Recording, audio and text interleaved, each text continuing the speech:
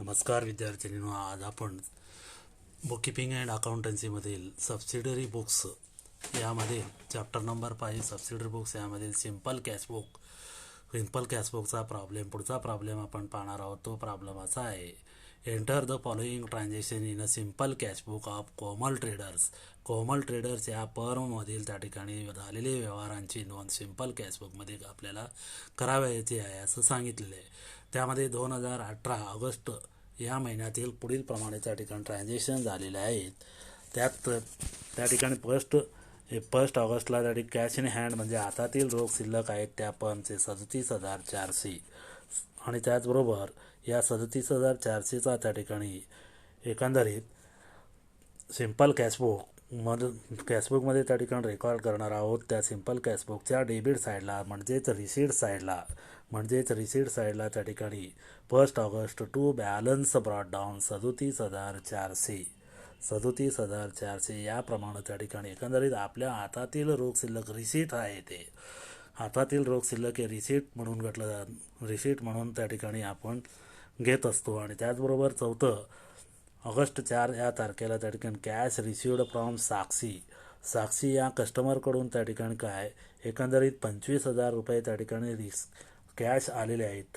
मग याची कॅश आल्याची एंट्री कसं होईल तर त्या ठिकाणी cash account debit to Sakshi's account म्हणजेच cash account debit to Sakshi's account simple cashbook असेल किंवा कुठलंही कॅशबुक असेल तर अशा वेळी ते कॅशबुकचा की आपण जसं कॅशबुक लेजरमध्ये पाहिलेलो कॅश अकाउंट त्याच पद्धतीने कॅशबुक हा लेजर देखील आहे आणि त्याचबरोबर बुक देखील आहे. त्यामुळं हे जे काय रक्कम आलेली आहे ती रक्कम एंट्री काय होईल तर cash account debit to Sakshi's account म्हणजेच कॅश अकाउंटच्या डेबिट साईडला म्हणजेच रिसीट साईडला टू साक्षीज अकाउंट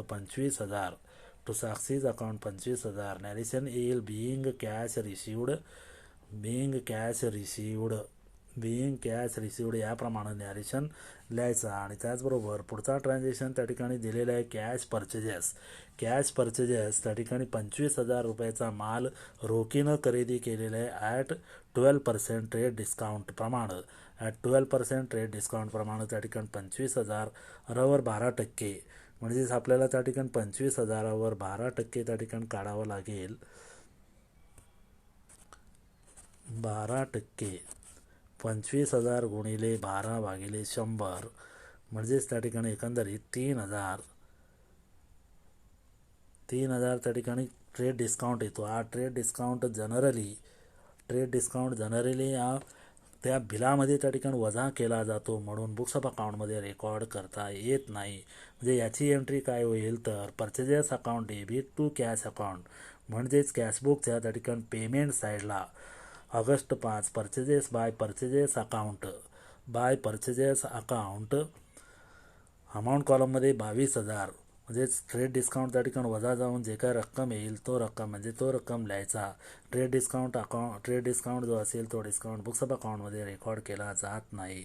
आणि नॅरेशन येतो बाय बिईंग कॅश परचेज्ड याप्रमाणे त्या ठिकाणी नॅरेशन लिहायचा. आणि त्यानंतर त्या ठिकाणी पुढचा त्या ठिकाणी ट्रान्झॅक्शन दिलेले इन्व्हेस्टेड इन शेअर्स त्या फर्मनं कमल ट्रेडर्स या फर्मनं त्या ठिकाणी शेअर्समध्ये 25,000 गुंतवणूक केलेले म्हणजेच त्या ठिकाणी कॅश जाणार आणि त्याचबरोबर शेअर्स आपल्याकडे येणार. शेअर्स हे त्या ठिकाणी इन्व्हेस्टमेंट असल्यानं त्या ठिकाणी एंट्री काय होईल investment in shares account debit to cash account म्हणजेच कॅशबुकच्या पेमेंट साईडला तारीख 8 by investment in shares being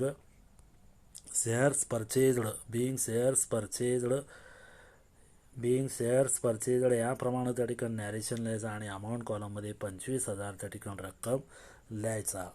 त्याचबरोबर त्या ठिकाणी पुढचा ट्रान्झॅक्शन दिलेला आहे त्यामध्ये तो म्हणजे काय पेड फॉर सन्ड्री एक्सपेन्सेस हा देखील एक्सपेन्सेस आहे. एक्सपेन्सेस हा नॉमिनल अकाउंटच्या रूल्सप्रमाणे त्या ठिकाणी एक्सपेन्सेस हा डेबिट दाखवला जातो. एंट्री काय होईल तर sundry expenses account debit to cash account म्हणजेच याची देखील एंट्री त्या ठिकाणी कॅशबुकच्या पेमेंट साईडला 10 तारीख बाय सन्ड्री एक्सपेन्सेस पेड याप्रमाणे त्या ठिकाणी लिहायचा कॅशबुकच्या पेमेंट साईडला. त्यानंतर 12 तारखेला त्या ठिकाणी ट्रान्झॅक्शन दिलेले आहे. Paid life insurance premium ₹8,000. आता लाईफ इन्शुरन्स प्रीमियम जो आहे तो म्हणजे त्याचा त्या कमल ट्रेडर्स बिझनेसचा हा त्या ठिकाणी प्रीमियम नाही, तर कमल ट्रेडर्सचा जो मालक असेल त्या मालकाचा त्या ठिकाणी लाईफवर त्या ठिकाणी इन्शुरन्स प्रीमियम भरलेला आहे. म्हणजे त्याचा वैयक्तिक खर्च असल्यानं ड्रॉविंग्स म्हणून त्या ठिकाणी घेतला जातो. म्हणजेच ड्रॉविंग्स अकाउंट डेबिट टू त्या ठिकाणी कॅश अकाउंट, म्हणजेच पेमेंट साईडला त्याची नोंद होईल 12 तारखेला by drawings account. Narration being life insurance paid 8,000 याप्रमाणे त्या ठिकाणी पेमेंट साईडला याची नोंद केली जाते. त्याचबरोबर 16 तारखेला त्या ठिकाणी रिसिवड डिव्हिडंड त्या ठिकाणी रिसिवड डिव्हिडंड मिळालेला आहे. डिव्हिडंड मिळालेलं आहे आणि मिळालेलं जो काही रक्कम आलेली जी काही रक्कम असेल ती आलेली रक्कम ही कॅशबुकच्या डेबिट साईडला त्या ठिकाणी नोंद होते. आलेली रक्कम कशाच्या रूपात आलेली आहे म्हणजे काय, डिव्हिडंडच्या रूपात आलेली. Cash account debit to dividend account, cash account debit to dividend account म्हणजेच रिसीट साईडला त्या ठिकाणी काय to dividend account being dividend received 2,000 याप्रमाणे रिसीट साईडला त्याची नोंद होत असते. त्याचबरोबर त्या ठिकाणी पुढे दिलेले पेड टेलिफोन बिल हा देखील एक्सपेन्सेस आहे. एक्सपेन्सेस नॉमिनल अकाउंटच्या रूल्सप्रमाणे नेहमी डेबिट दाखवला जातो. तो म्हणजे काय, telephone bill account debit to cash account म्हणजेच कॅशबुकच्या पेमेंट साईडला by telephone bill account being telephone bill आणि अमाऊंट कॉलममध्ये 6,000 याप्रमाणे त्या ठिकाणी रेकॉर्ड केला जातो. त्यानंतर 22 तारखेला त्या ठिकाणी रिसिवड इंटरेस्ट मिळालेले आहे ₹1,000. रक्कम जे काय इंटरेस्टच्या रूपात आलेली आहे म्हणजे आलेली जे काय रक्कम असेल त्या रिसीट साईडला कॅशबुकच्या रिसीट साईडला त्या ठिकाणी त्याची नोंद होत असते. To interest account being interest received 1,000 amount कॉलममध्ये. त्यानंतर त्या ठिकाणी कॅश सेल्स पुढचा ट्रान्झॅक्शन आहे त्या ठिकाणी कॅश सेल्स 25,000. कॅश सेल्स त्या ठिकाणी दिलेले 25,000 ॲट 20% ट्रेड डिस्काउंट प्रमाणे. म्हणजे एकंदरीत की त्या ठिकाणी माल विकलेले रोखीनं 25,000 रुपयाचा माल रोखीनं विकलेला आहे म्हणजे त्या ठिकाणी 20% ट्रेड डिस्काउंट दिलेलं आहे. 20% त्या ठिकाणी त्याचा 20% काय येईल तर 25,000 गुणिले 20/100 म्हणजेच त्या ठिकाणी 5,000 डिस्काउंट येईल. 5,000 डिस्काउंट जे असेल वजा जाऊन त्या ठिकाणी रोख रक्कम मिळतील 20,000. म्हणजे 20,000 त्या ठिकाणी माल विकल्यानंतर 20,000 मिळालेले म्हणजेच हे देखील रिसीट साईडला त्याची नोंद त्या ठिकाणी होत असते. म्हणजे त्याची एंट्री काय होईल तर cash account debit to sales account म्हणजेच कॅशबुकच्या रिसीट साईडला to sales account being cash sales amount कॉलममध्ये 20,000 आणि त्यानंतर पुढचा त्या ठिकाणी ट्रान्झॅक्शन आहे 28 तारखेला पेड इलेक्ट्रिसिटी बिल. या ठिकाणी इलेक्ट्रिसिटी बिल दिलेलं आहे. हा देखील एक्सपेन्सेस आहे. एक्सपेन्सेस नेहमी डेबिट असतो म्हणजे electric bill account debit to cash account म्हणजेच पेमेंट साईडला by electricity bill account. Narration being electricity bill paid amount कॉलममध्ये 4,500 अशाप्रमाणे त्या ठिकाणी एकंदरीत जे त्या ठिकाणी इन्कम असतात ते इन्कम सर्व त्या ठिकाणी एकंदरीत कॅशबुकच्या रिसीट साईडला म्हणजेच या प्रॉब्लेममध्ये त्या ठिकाणी कॅश रिसिवड फ्रॉम साक्षी 4 तारखेचा आहे आणि त्यानंतर त्या ठिकाणी एकंदरीत त्या ठिकाणी इंटरेस्ट रिसिवड डिव्हिडंड रिसिवड आहे आणि इंटरेस्ट रिसिवड आहे. त्यानंतर कॅश सेल्स आहेत आणि त्याचबरोबर हातातील रोख शिल्लक हे सगळे जे काय असेल ते इन्कम साईडला येणार म्हणजेच रिसीट साईडला येणार आणि त्याचबरोबर पेमेंट साईडला त्या ठिकाणी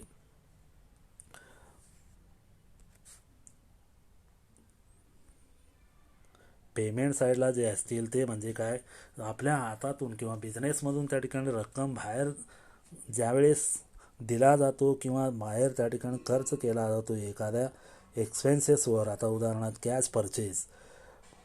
कॅश परचेस जे असेल म्हणजे रोखीनं खरेदी केल्यानंतर माल त्या ठिकाणी येतो आणि त्याचबरोबर पैसे त्या ठिकाणी जातात, त्याची नोंद पेमेंट साईडला.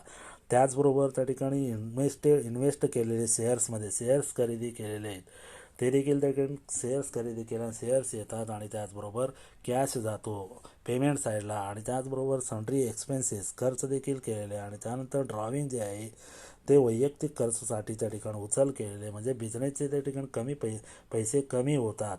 आणि त्याचबरोबर टेलिफोन बिल, त्यानंतर त्या ठिकाणी इलेक्ट्रिसिटी बिल, हे सगळे त्या ठिकाणी काय खर्च आणि त्याचबरोबर वैयक्तिक खर्च असतील आणि त्याचबरोबर इन्व्हेस्टमेंट असतील, या सर्व जे काय यातून आपल्याला त्या बिझनेसमधून त्या ठिकाणी पैसे बाहेर जातात, म्हणून ते पेमेंट साईडला त्याची नोंद होत असते. अशा प्रकारे त्या ठिकाणी सिम्पल कॅशबुकमध्ये फक्त कॅश त्या फर्ममधून आल्याची आणि कॅश त्या फर्ममधून आल्याची नोंद रिसीट साईडला आणि गेल्याची नोंद त्या ठिकाणी पेमेंट साईडला करावयाची असतो.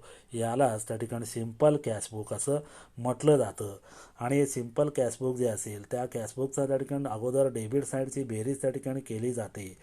या प्रॉब्लेममध्ये डेबिट साईडची बेरीज त्या ठिकाणी 85,400 आलेले आहे आणि त्याचबरोबर क्रेडिट साईडची बेरीज त्या ठिकाणी 22,000 अधिक 25,000 अधिक 3,000 अधिक 8,000 अधिक 6,000 अधिक 4,500 म्हणजे एकंदरीत त्या ठिकाणी 68,500. आता क्रेडिट साईडची बेरीज म्हणजे पेमेंट साईडची बेरीज डेबिट साईडच्या बेरजेमधून वजा केल्यानंतर 16,500 हे जे काय कॅश जो असेल तो शिल्लक त्या ठिकाणी पुढच्या महिन्यासाठी किंवा पुढच्या जे काही ट्रान्झॅक्शन होतील त्या ट्रान्झॅक्शनचे वापरण्यासाठी त्या ठिकाणी त्या परमध्ये शिल्लक रक्कम असतील. अशा प्रकारे कॅशबुकमध्ये नोंद पैसे आल्याची नोंद रिसीट साईडला आणि पैसे गेल्याची नोंद पेमेंट साईडला.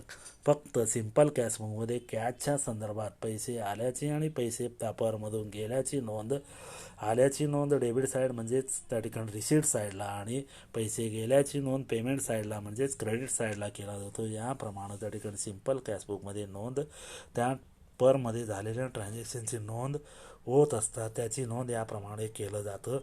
आणि पुढच्या तासाला आपण त्या ठिकाणी कॅशबुक विथ 2 कॉलम्स कॅशबुक किंवा त्याला डबल कॉलम कॅशबुक असं म्हटलं जातं, ते कोणत्या प्रकारे कोणकोणत्या ट्रान्झॅक्शन त्या ठिकाणी नोंद होत असतात याबद्दल आपण पाहूया. आणि त्याचबरोबर सिम्पल कॅशबुक प्रमाणच त्या ठिकाणी काय डबल कॉलम कॅशबुक देखील असतो, त्यामध्ये फक्त बँकेचा कॉलम त्या ठिकाणी वाढ होत असतो. धन्यवाद.